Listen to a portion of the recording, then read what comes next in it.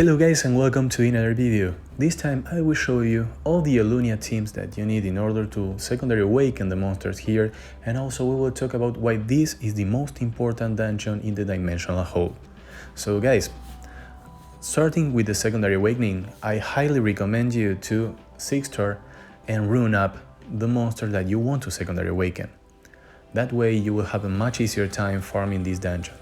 I'm showing you examples of teams that you can use. However, there's not a huge secret here. You can farm with the teams that you have, with the monster that you have, with the units that you have, but it's very important for you to 6-star and rune up the unit that you want to secondary awaken, okay? Now, the only difficult stage here will be the awakening of the fire pixie, since the boss is water elemental, and here you are stuck with using monsters of one element in order to clear each dungeon. So I highly recommend you go with Gabro, who is almost impossible to kill, Raccoony, and Colleen for that stage. Also rune up your fire pixie, okay, and and 6-star it.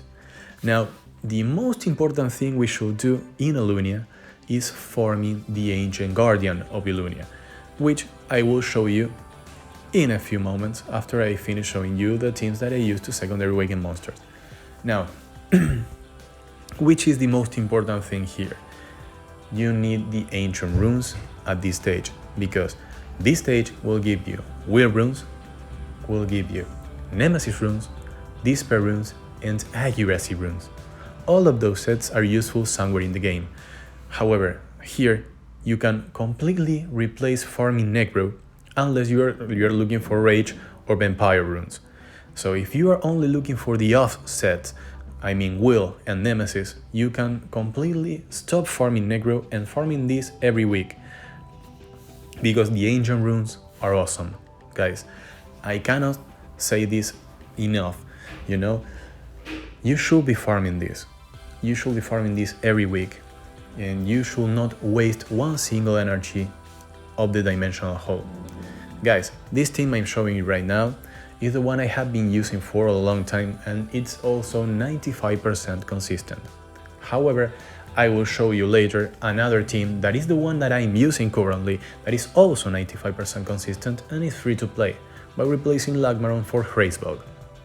So, as you can see, the attack order on the phase 1 is straight for boss, phase 2 straight for boss, phase 3 go for the Fran first and then go for the boss. That will add a layer of consistency, since having the boss getting the immunity from Fran is very bad for us, since we want to apply slow, we want to apply defense break, attack break, we want to apply lancing, we want to apply many debuffs on the boss. Having immunity on him will be a pain for us. Also, Fran will heal him. So guys, get rid of Frank, who is the support, which is quite easy to get rid of, and then move on to clearing the boss. That will add a layer of consistency to the team, making it 95%. Now, how does this team fail?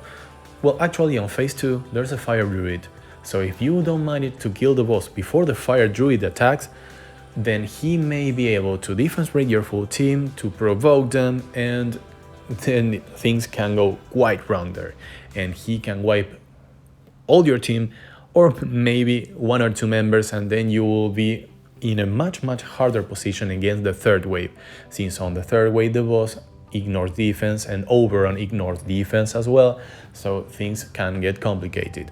However, with these teams you should have a 95% success rate. Now, when you fail, I highly recommend you to continue, because it's much cheaper to buy the continue, which is 1 energy for 10 crystals, than buying the refills, which are 120 crystals for 10 energy, which means 12 crystals per energy. So the continue is cheaper. So if you are buying the refills every week, then always continue, because it makes more sense. Okay? Now, I can't stress this enough, guys. Please farm this dungeon. If you're not farming this, then go and farm Lumel, but you should always farm your legendary Ancient Runes here. And when you get an Ancient Rune that is a legendary and has the and it's at slot 2, 4, 6.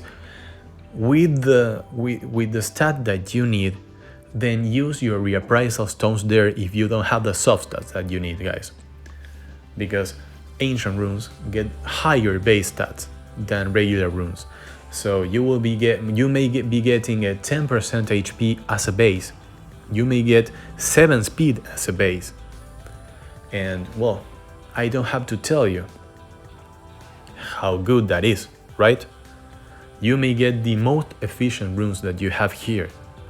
So guys, use your reappraisal stones wisely, okay? And remember, in order to farm for the reappraisal stones, you will need to farm the secondary awakening dungeons.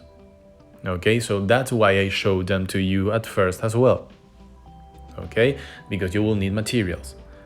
Guys, it's very important for you to farm this. Always remember, and keep those gems and keep those grinds, because you may use them further alongside the way, because this content you will be doing for all your Summoner's War lifetime. This is mid-game, this is late-game, and this is end-game content, okay? And for end-game players, this is even more important because it's a way to progress at the endgame as well. Okay, guys? Well, remember, you can't buy the ancient runes from shops and you can buy them with cash. You should farm this in order to get ancient runes. That's the only way, okay? So, well, this is it, guys, for today. If you have any questions, just let me know in the comment section. And remember, do this every week. This is a must for your progression, guys. Remember, this pair, Nemesis, Will, Accuracy, very important sets for PvE and PvP. Not the accuracy for PvE, guys. Well, I will see you all in the next one, guys. Bye-bye.